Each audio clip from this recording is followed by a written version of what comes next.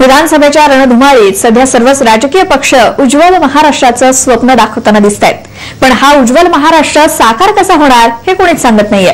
आणि म्हणूनच पुण्यातल्या पीआयसी सेंटरच्या वतीनं निवडणुकांच्या पार्श्वभूमीवर प्रगतिशील महाराष्ट्राच्या मार्गदर्शिकेचं प्रकाशन करण्यात आलं। येत्या 10 वर्षात महाराष्ट्र कसा असेल याचा आराखडा या मार्गदर्शिकेमध्ये मांडण्यात आलाय। डॉक्टर रघुनाथ माशेलकर आणि विजय केळकर यांनी या मार्गदर्शिकेची निर्मिती केली आहे।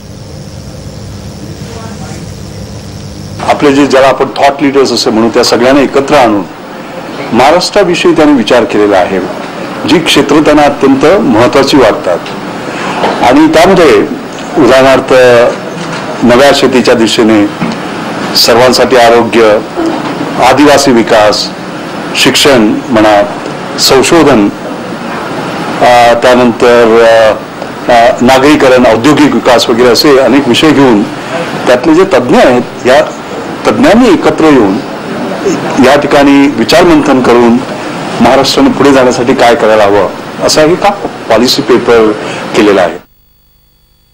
आणि या बातमीचा मेट्रो एक्सप्रेस मध्ये वेळ झाली एका ब्रेकची।